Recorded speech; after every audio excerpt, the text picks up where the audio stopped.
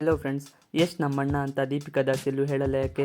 Rocking star Yash ಹಾಗೂ big boss ಖ್ಯಾತಿಯ ದೀಪಿಕಾ ದಾಸ್ ದೊಡ್ಡಮ್ಮ ಚಿಕ್ಕಮ್ಮನ ಮಕ್ಕಳು. ಆದರೆ ಯಾವತ್ತೂ ಯಶ್ ನಮ್ಮ ಅಣ್ಣ ಅಂತ ದೀಪಿಕಾ ದಾಸ್ ಹೇಳುವುದಿಲ್ಲ. ಈ ಬಗ್ಗೆ ಸಾಕಷ್ಟು ಜನರಿಗೆ ಗೊಂದಲವಿದೆ.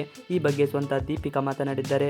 ಕಿರುತೆರೆ ಧಾರಾವಾಹಿಗಳಲ್ಲಿ ನಟಿಸಿ ಗೆದ್ದ ದೀಪಿಕಾ ಬಳಿಕ ಬಿಗ್ ಬಾಸ್ ಶೋ ಸ್ಪರ್ಧಿಯಾಗಿ ವೀಕ್ಷಕರ ಮುಂದೆ ಬಂದಿದ್ದರು. ಸದ್ಯ ಪಾರ್ವತಿ ಚಿತ್ರದಲ್ಲಿ ಆಕೆ ನಟಿಸಿದ್ದಾರೆ. ಆಕೆಯ ಪಾತ್ರದ ಸುತ್ತ ಇಡೀ ಸಿನಿಮಾ ಕತೆ ಸುತ್ತುತ್ತದೆ. ಈ ವಾರ ಸಿನಿಮಾ ತೆರೆಗೆ ಬರ್ತಿದೆ.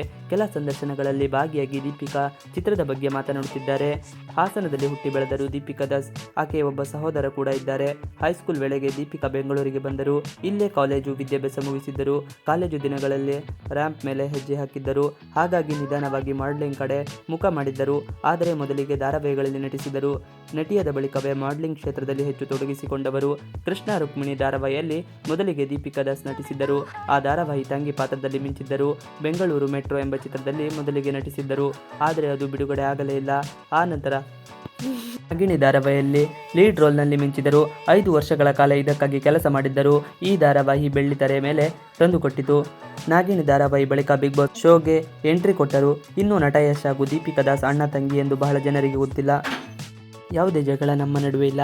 ನಾವೆಲ್ಲ ಚೆನ್ನಾಗಿ ಇದ್ದೇವೆ. ಪ್ರೊಫೆಷನಲ್ ಅಂದಾಗ ಪ್ರತ್ಯೇಕವಾಗಿ ಇರಲು ಪ್ರಯತ್ನಿಸುತ್ತೇವೆ. ಪರಸ್ಪರ ಗೌರವ ಇದೆ.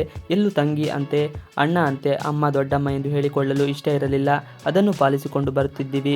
ಈಗ ಮುಂದೆ ಕೂಡ ಮುಂದುವರಿಸುತ್ತವೆ. ದೀಪಿಕಾ ದಾಸ್ ಒಂದು ಸಂದರ್ಶನದಲ್ಲಿ ಹೇಳಿಕೊಂಡಿದ್ದಾರೆ. ನಾನು ಏನಾದರೂ ಒಂದಲೇ ಕೆಲಸ ಮಾಡಿದಾಗ ಅವರು ಪ್ರಶಂಸಿಸುತ್ತಾರೆ. ಆದರೆ ಅದನ್ನು ಪಬ್ಲಿಕ್ ಮಾಡಿಕೊಳ್ಳಲು ನಮಗೆ ಇಷ್ಟವಿಲ್ಲ. ಅದು ಬಿಟ್ಟು ಬೇರೆ ಏನೂ ಇಲ್ಲ. ನಮ್ಮಿಂದ ಏನಾದರೂ ಒಳ್ಳೆಯದು ಆದರೆ ಜನ ಹೇಗೆ ಸ್ವೀಕರಿಸುತ್ತಾರೋ, ನೆಗೆಟಿವ್ ಆದರೂ ಅದೇ ರೀತಿ ಹಬ್ಬುತ್ತಾರೆ.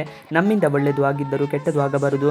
ನಮ್ಮ ಮನೆ, ಯಶ್ ಮನೆ ಬೇರೆ ಬೇರೆ ಕಡೆ ಇರ್ತೀವಿ. ಹಾಗಾಗಿ ಆಗೊಮ್ಮೆ ಈಗೊಮ್ಮೆ ಭೇಟಿ ಮಾಡುತ್ತಿದ್ದೆವು ಅಷ್ಟೇ ಎಂದು ದೀಪಿಕಾ ವಿವರಿಸಿದ್ದಾರೆ. ಮಾತು ಮುಂದುವರಿಸಿರುವ ದೀಪಿಕಾ, ಯಶ್ ಅವರು ಇರುವ ಇಂಡಸ್ಟ್ರಿಯಲ್ಲಿ ನಾನು ಇರೋದು ಸಂತೋಷ. ಇವತ್ತು ಕನ್ನಡ ಚಿತ್ರರಂಗವನ್ನು ಅವರು ಎಲ್ಲಿಗೂ ತೆಗೆದುಕೊಂಡು ಹೋಗಿದ್ದಾರೆ. ಅದು ನನಗೂ ಪ್ರೇರಣೆ. ಮುಂದೆ ಪ್ಯಾನ್ ವರ್ಲ್ಡ್ ಮಟ್ಟದಲ್ಲಿ ಸದ್ದು ಮಾಡಲಿ ಎಂದು ಶುಭ ಕೋರುತ್ತೇನೆ ಎಂದಿದ್ದಾರೆ. ಇವಿಷ್ಟು ಇವತ್ತಿನ video. Thanks for watching video.